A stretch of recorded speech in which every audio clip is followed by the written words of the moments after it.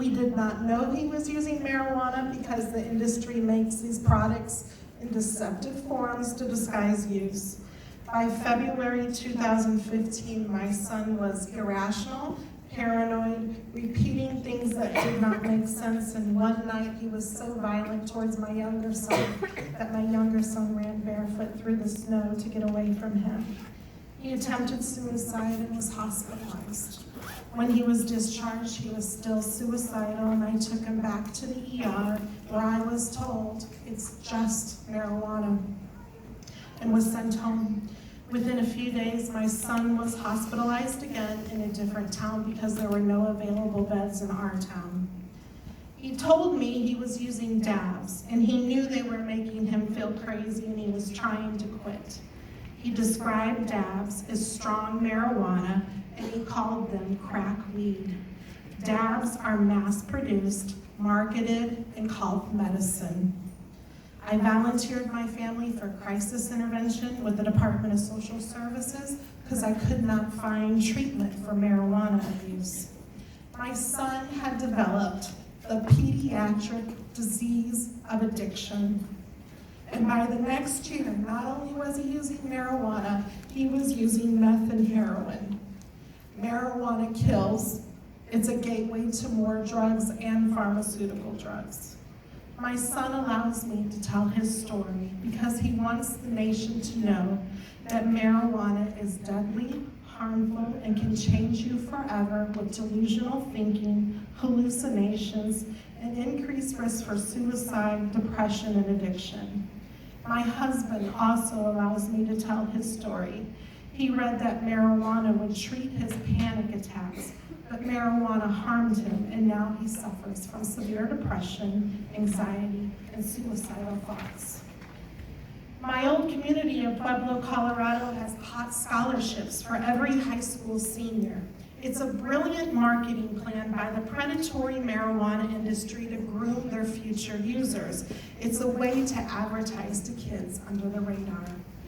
1 out of 3 Pueblo high school seniors now uses marijuana, and they have a 27.6 chronic absenteeism rate.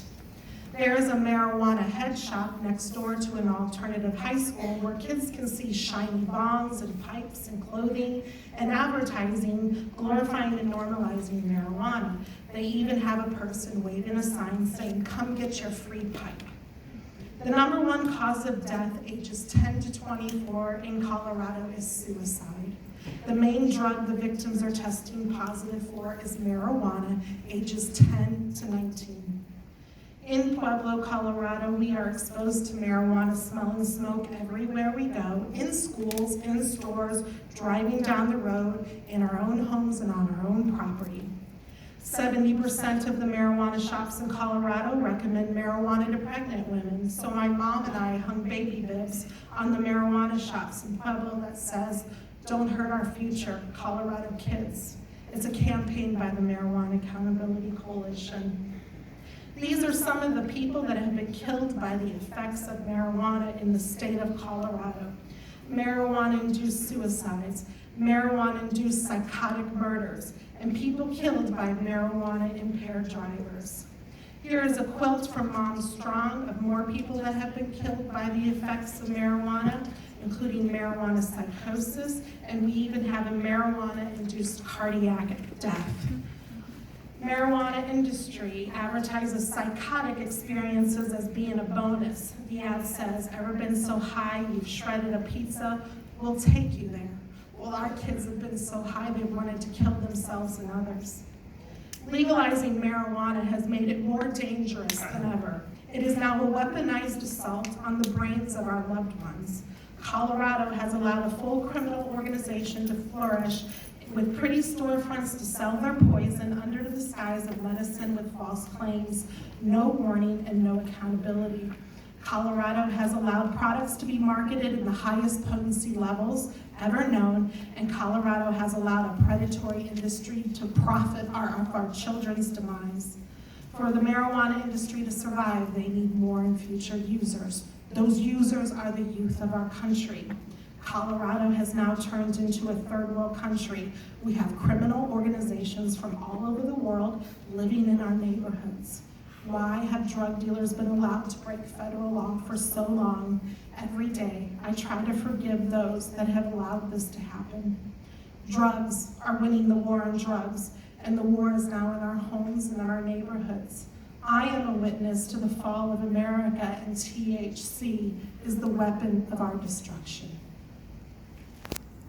I hope the House of Representatives in Illinois today is listening to the testimonies from the industry.